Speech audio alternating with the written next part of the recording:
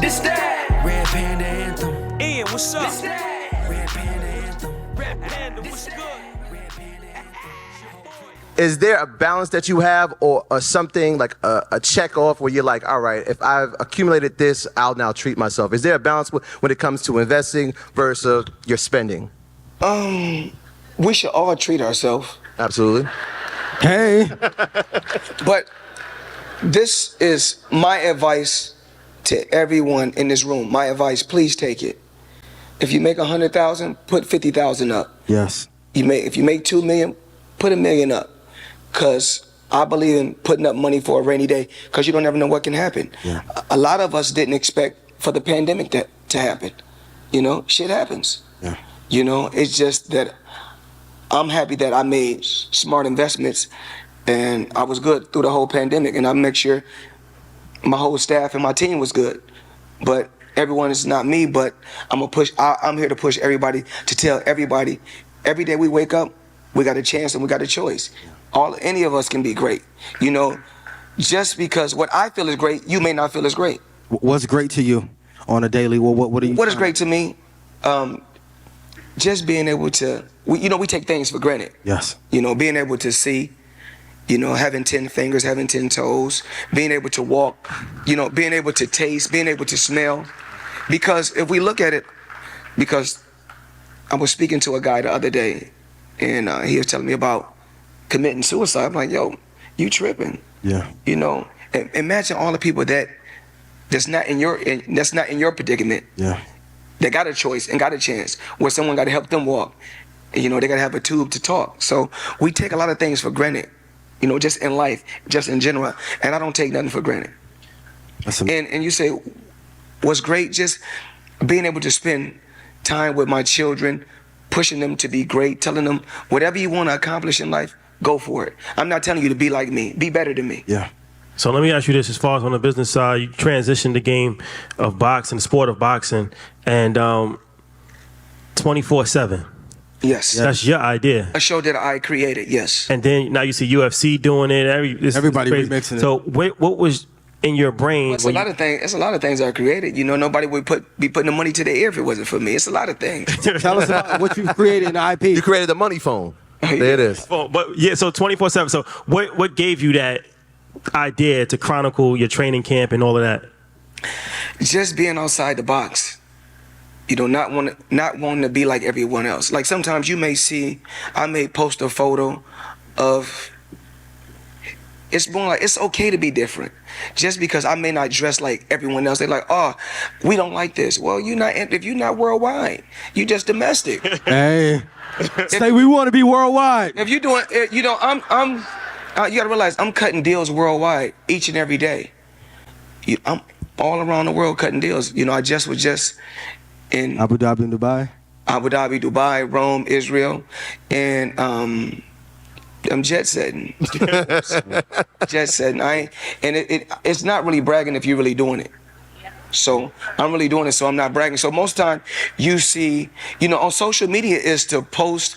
It's your platform to post what you want to post. It's my platform. So only thing I'm doing is posting what I really have. So when you see a garage with a ton of black cars, that's just one of my houses. Those are my cars. But guess what? The same people in this room can have the same stuff. So like when you saw, because you used to be Pretty Boy Floyd. Absolutely. And you was extremely successful, but you changed to Money Mayweather, and that changed the game. So when you transitioned that, were you looking at it like, I know people's going to hate, but this is good marketing, and this is what I need to take my career to the next level. No more Pretty Boy, now it's Money. So I want to get this right. Write this down. I just want to get this right. So I'm a kid that comes from poverty, comes from nothing. 7 of us in a 1-bedroom, mother on drugs. Dad career didn't go good. Dad ended up in prison, and I beat all odds and worked extremely hard to get it the legal way. And I'm proud to boast and brag about getting it the legal way. Clap it up for that. Let's not discount that. So now, my own people is like, fuck him. We don't like him because he's successful. Too clean cut. If you winning, if I thought everybody in this room wanted to be a winner in life. Y'all want to be winners? Say I'm a winner. So if we want to be winners, we only can follow winners. I mean, I'm not the one to knock anyone. You know, whatever you want to do in life, go for it. You know, I just can't be stopped. Whatever I put my mind to do, I can do. Yeah. You know, you know, when I was walking in New York as a kid, when I was young, did I ever think that I was going to own a skyscraper? I didn't think about it, but now I do. I own 9. That's incredible. Can you talk to us about maybe one of the biggest lessons you learned from Leonard Ellaby? One you may have taken away from Vince McMahon, and then someone else who's a mentor to you that's had an impact on your career. Well, they say you are the 5 people that you surround yourself with. That's who you are. Yes. So, of course, you know, Roy Disney is one of my friends who owns Walt Disney World. Yeah. Robert Smith, the richest black man in America. Yes. And the list, Mark Holliday from SL Green, Al Heyman. All these guys are. It's not just the money. Yeah. You know, I've dealt with millions and billions of dollars. It's about building relationships. Yeah. Sadie, talk about that, and he always mentions that. It's all about. It's not really the money, because you can make a lot of money, but if you don't have a game plan, it's going you're rich. You're not wealthy, because rich is when you got it for a short period of time. Wealth is long term. Yeah.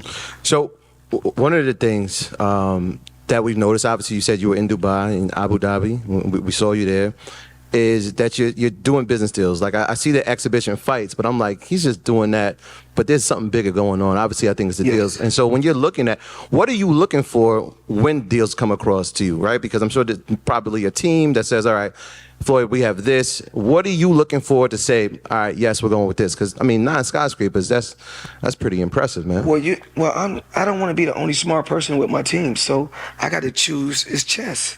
Mm-hmm. It's chess. It's real life chess out here in the world. So I want to make sure that, you know, I got smart individuals that surround me. That's gonna tell me, that's not smart. You know, I've been working on buying an NBA team outright.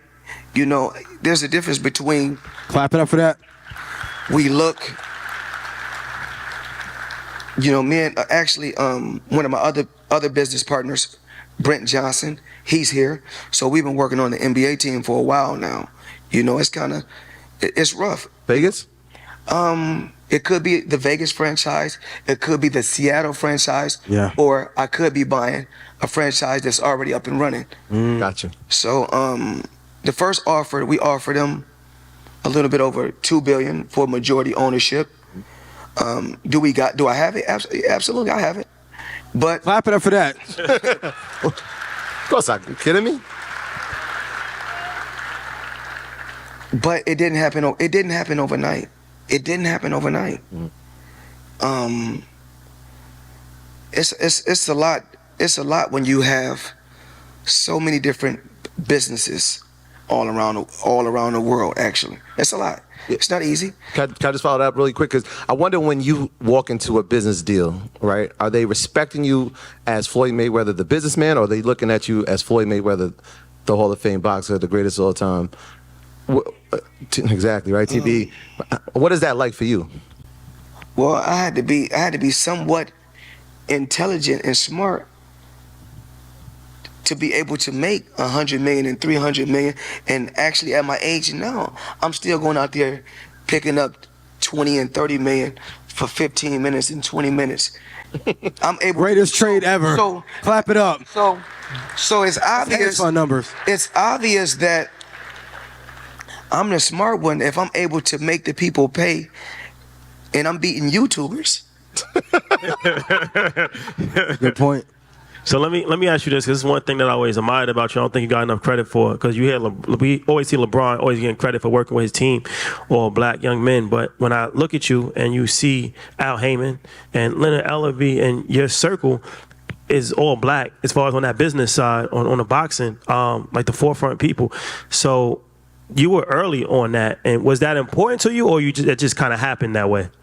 Well, of course, I'm gonna always love my people first. Always.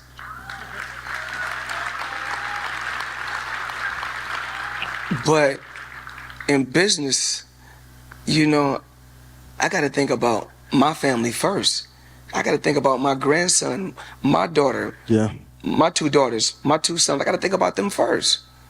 So when it comes to business, it's not no certain color. I work with everybody. It's just like that. But far as my team, it just ended up, you know, my team, I have a real diverse team. You know, we got people from all walks of life that's on my team that I'm with every day.